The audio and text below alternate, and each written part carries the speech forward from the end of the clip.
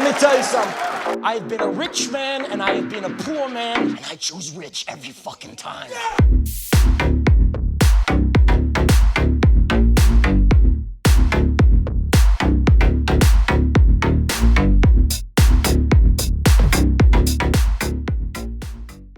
Welcome to Market Makers, everybody. Your home for tomorrow's TA today.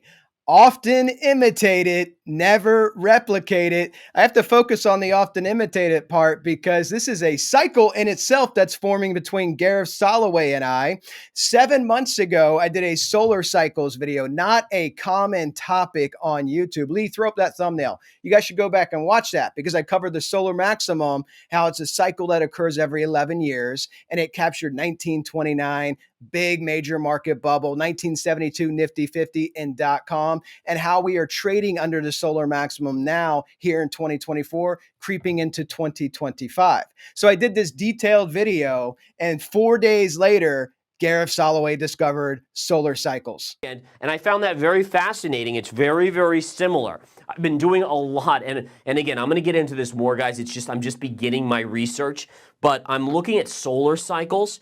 And what's amazing about solar cycles, this is about an 11-year cycle, is that solar cycles, when you have peaks of solar cycles and the bare minimum. So basically the middle portion is almost like the safe zone, but when you have the minimal portion of the solar cycle, the lowest point and the highest point, there's actually it coincides with either major wars or pandemics or everything like, I mean, it's really remarkable. And I'm going to do more research and bring this to you guys, but just a little teaser there is. As you guys know, we've been talking about the GFC cycle on this channel for months now. Months. I gave you the summer top and drop. We made many videos on it for weeks ahead of time. We have the same exact July 16th top, the same retracement move down. We hit our S&P target 5120 on S&P futures to the penny. And Gareth Soloway just discovered the GFC cycle. This kind of jumped out at me. So I went back to the charts of 2007 before the financial crisis. And we know the S&P dropped about 66% during the 2008-2009 crisis. And what I found was that there are eerily identical, almost identical similarities to the charts from 07 and to what we're seeing right now. In fact, even the recent surge back up is almost identical to what we saw in 07. So what we're going to do is... So again, this is a little micro pattern between he and I. When Gareth Soloway says he's doing deep research on a topic, it typically means he's watching the Market Makers video playlist. This is where you come for tomorrow's TA today, guys. And it's good that he's talking about it. I want as many people to see this as possible because in the end, this is about informing people. It's about financial freedom. We're at a key turning point in the market. We've been in this turning point. We just had Jackson Hole. Tonight is NVIDIA earnings. I want to show you in the marketplace how the market's reacting. Are we still tracking to the GFC cycle? And what steps come next? Because I believe I know the pattern that's going to form for the breakout to the upside in the S&P and the NASDAQ. And we're going to look at Bitcoin as well because it moves with a 2 beta to the NASDAQ. And you're going to see all the risk assets rally, I believe. There's a 23-day pattern, a 23-day up move that occurred back in .com. Keep in mind, .com, falling U.S. markets. The market was in a bear market. It was down basically 20%. The Fed cut rates for the first time, 50 basis points. Market rallied for 23 days off the low.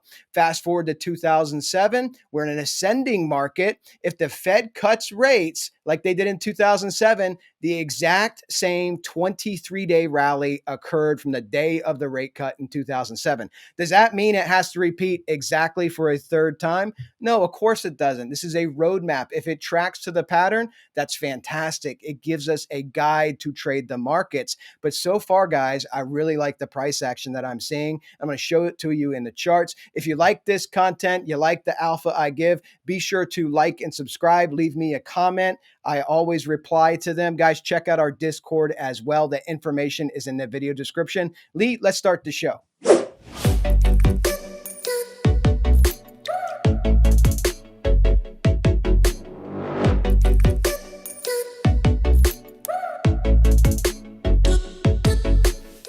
All right, boys and girls, before we start off and build this pattern out so you can see the exact similarities here of 2007, if you do want to trade these markets and support the channel, check out Bitunix to trade all the cryptos, check out SimpleFX to trade everything. All that information is in the video description. You can message Lee with any questions in our Telegram. That's in the video description. Our new website, I promise, is launching soon. But in the meantime, if you do want to join Discord, you can do that through the video description as well. So let's look at this side by side. 2007 is on the left, ladies and gentlemen. This is the S&P futures. 2024 is on the right. First similarities, the exact same identical Fed funds rate, 5.25%.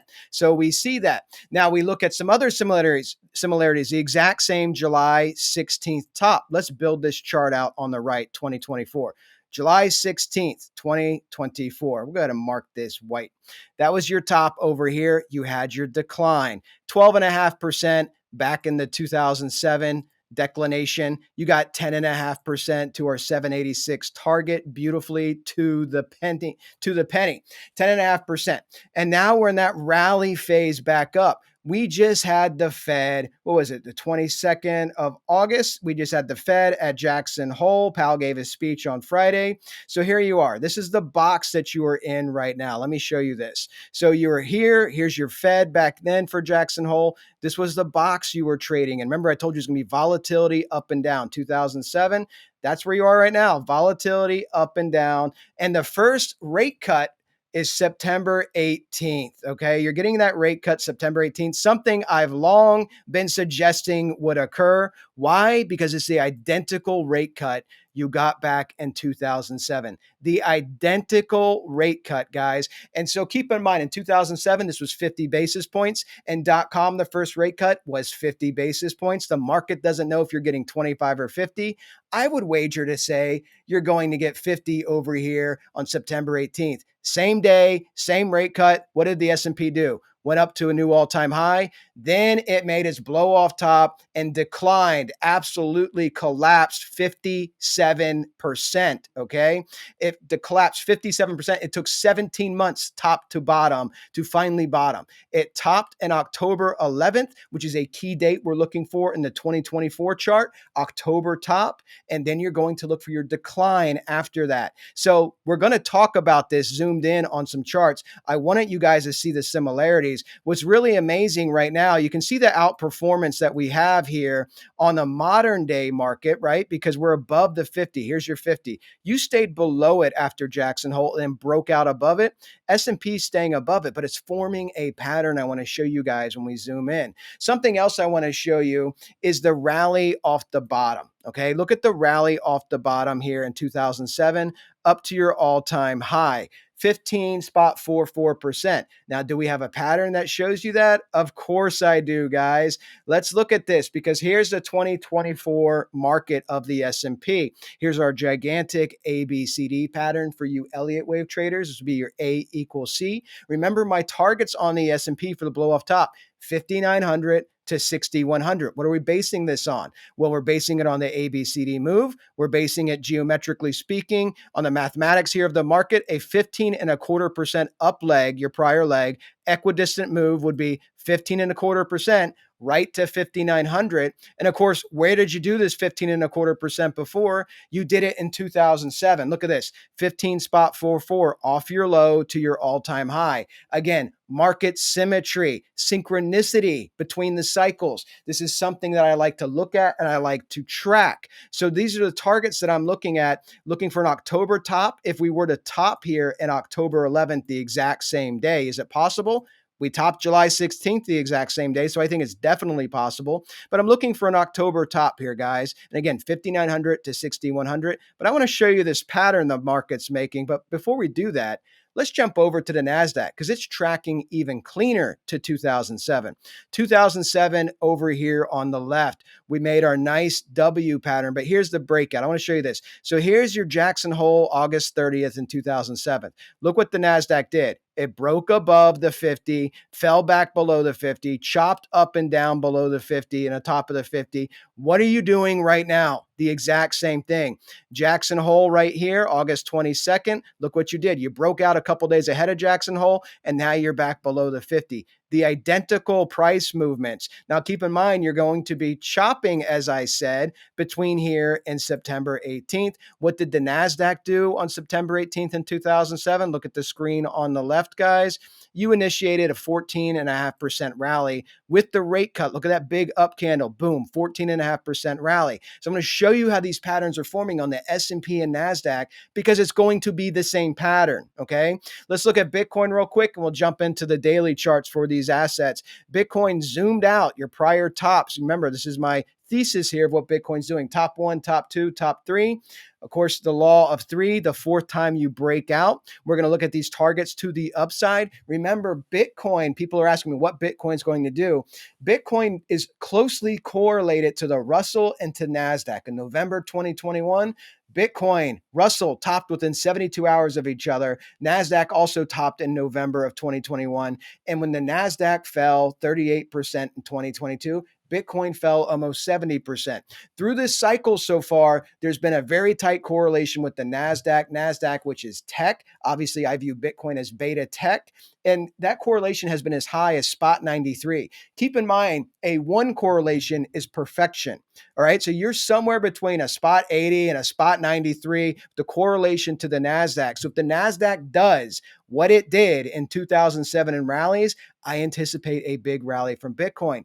But this is ultimately the patterns that you're going to make. We're back on the S&P futures. Here's your 50 moving average. Here we are with a fib retracement from 2 to 3. Let me draw this if you guys want to do this on your charts, okay? So you have your retracement low, that 5120, pull it up to your current high. Remember, NVIDIA reports after hours, this could spike back up, but right now that's your current high.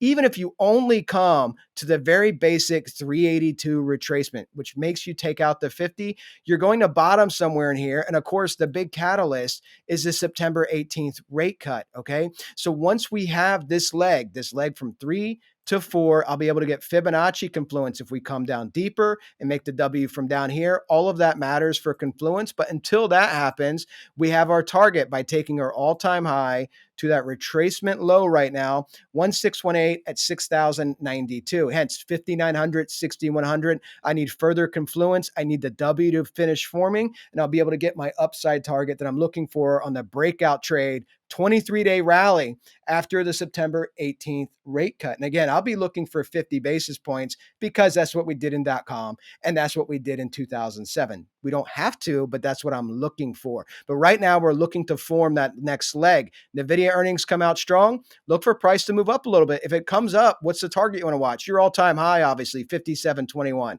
Do you take it out with like a false break pattern, then pull back? Either way, guys, you have 3 full trading weeks until September 18th rate cut. I'm looking for a pullback. Picture it as a rubber band, stretching the rubber band back to launch back to the upside. I illustrate this for you over and over again. You see up waves, understanding wave movements, you get a pullback, then you accelerate to the upside. We've had the strongest rally in 2 years form here. We're going to have to cool off. Whether we go up a little bit more from NVIDIA, then pull back, I think you get the pullback, and I think your big breakout is September 18th across the assets. I want to illustrate that very clearly. If you sell off more to the downside, let's get some fibs. If you do sell off more to the downside, the first target you want to watch is your 50 simple moving average. That's right about 5,530. And beneath that, you have 5,460. And of course, you have 5,400. And then the 618, 5,329. None of this would scare me, by the way, okay? If it came down to any of these targets, none of this would scare me because regardless of where price is, I think that rate cut initiates a rally, okay? Even if price sticks up here, it initiates a rally because of the euphoric nature of these rate cuts that's proven itself over and over again in the prior cycles. So let's go ahead and move forward. Let's look at the NASDAQ here on the daily, and you can see how clearly this W is forming right now. So let's pull a fib first from the low here, right?